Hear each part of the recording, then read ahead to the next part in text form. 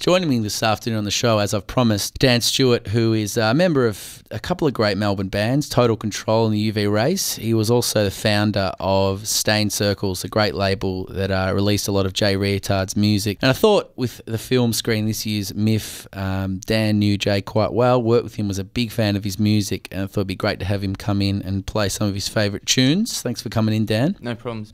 We just heard, we started with a couple of Retards tunes, which is some of the earliest Jay stuff. Right? Yeah, that's right. Yeah, it's called Retards with an A after his name, so people often say Reatards, but it's the Retards. It was like a tribute to the Oblivions, who misspelt their name with the A as well. So he started that band in his bedroom, guitar and a bunch of pots and pans, you know what I mean? Brought a tape down to Guyana Records, as the documentary kind of discusses how the band started. And that first track that we played was off his first record, Teenage Hate.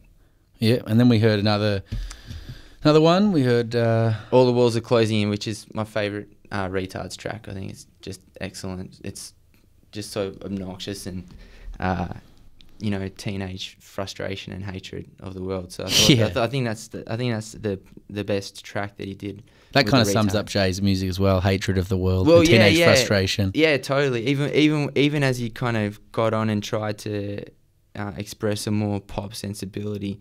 Live, he was always really quite, he really didn't have a lot of respect for his audience, which is a kind of cardinal sin for a musician to have, but he never really acknowledged his audience when he played. So, still very obnoxious to the end. That was really good. And we finished that with some Final Solutions. Yeah, that's a band that he did with the Oblivions, members of that band, and a couple other dudes from Memphis. They were getting into a lot of there was at the time, like a lot of those Killed by Death compilations had time to kind of permeate the scene, and they were doing a lot of covers off the more weirder. They pretended they were from Europe for a while. They were some weird European, Killed by Death punk band, and that's their LP. It's called I think it's called Disco Eraser. People always talk about Killed by Death like in the same way that they say Nuggets or Back from the Grave, or like it's a series of compilations of kind of weird, obscure punk cuts from the late 70s, right? Yeah, the kind of interesting thing about Killed by Death, as opposed to Nuggets and Back from the Grave, was that Killed by Death was a bootleg series, and whereas like Nuggets, like Lenny Kaye was given a bit of like money and space to kind of put that together with I think it was Elektra, wasn't it? Yeah. So major label. Yeah, and it was legitimate, and the bands probably maybe got a cent out of it. But, they got acknowledged, and like Killed by Death was done by collectors. Of bands that you probably, even if you tried to pay them, you wouldn't be able to find just some like teenager, just kind of strung up old bikers, and just like a lot of those bands, like the kind of cool thing about a lot of those Killed by Death bands is that they weren't really part of the punk scene, so they didn't really stick around very long to kind of, they weren't the Jello Biafras and stuff. They were kind of the acid freaks and speed junkies and just the weirdos. Made like one or two incredible songs and then disappeared. And the Final Solutions kind of was really, wrapped with that kind of idea. Spirit. Yeah. So that was that band, and I kind of play that because not only is it a great song, but it's kind of the point where Jay started getting interested in synths and bringing that into music. So the next kind of section of the show, I wanted to play a bit of his synth kind of stuff, because that's where he kind of started getting way more in touch with like the kind of pop music that he was going to end up doing. Yeah, you getting back, I guess, to when you kind of got into Jay Reatard, because you're, I guess, first and foremost a musician and a fan and that kind of thing. It's not like you were starting a label to, cash in on the huge appeal of Jay Reatard, but you put a lot of effort into releasing his music here, and you toured him twice before he passed away. Yeah. What was it that kind of made him, can you remember the first time you heard him, or what was it about him that stood out? The first time I heard him was my friend was kind of sending me tapes in the mail.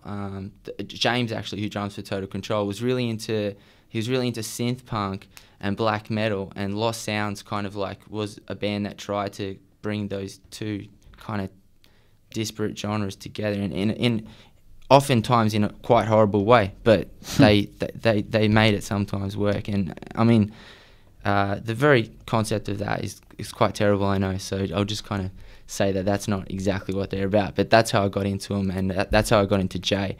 And then when I was in I was over in Austin and went to see a band and a show with like Fucked Up and the Carbonas, and Jay Reatard played, and just almost started a riot. He got in a fight with a bunch of bikers that were there, tried to tear the stage down, like kick this lady in the face and try to choke a kind of weird old hippie with the V of his guitar, and he almost pushed the speaker stack onto a bunch of people, including me. So I was like, pretty blown away by it. Yeah, I was like, it was a really.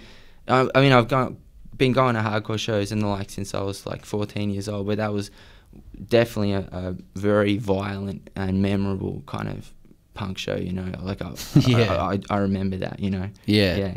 And I guess we started emailing back and forth, and I was like, after Blood Visions came out and had heard it, and at the time, everywhere I went, everyone was listening to that record. It's an incredible record. It's one of the best records of the last 10 years, I think.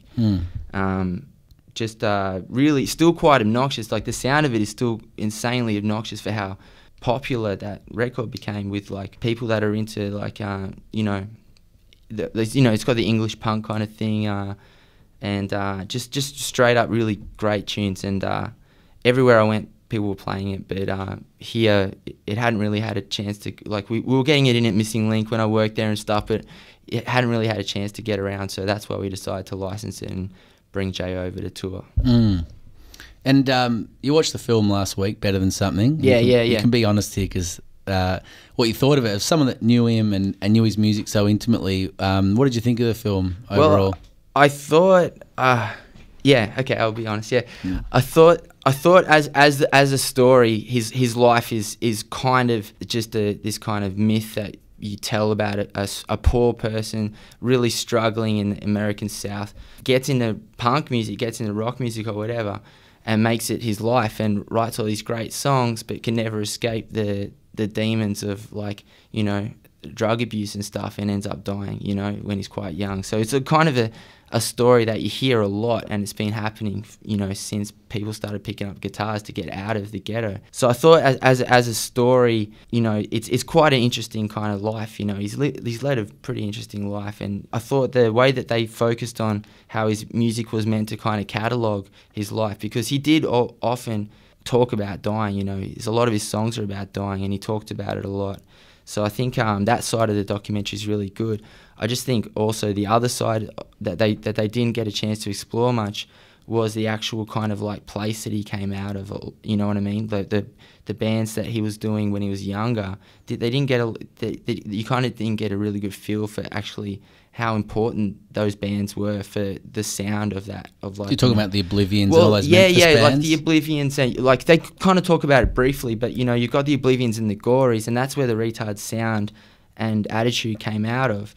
And but at the same time, like Jay was into like Nirvana and the Gories and the Ramones. Kind of weird mix of stuff. Yeah, but then he got into like Freestone and all these kind of Kill by Death bands. So like the sound is very kind of Memphis, and it's kind of a thing that no one really cares about in general, like the Memphis kind of punk sound. So I thought, like, here's an opportunity to kind of explore that a bit.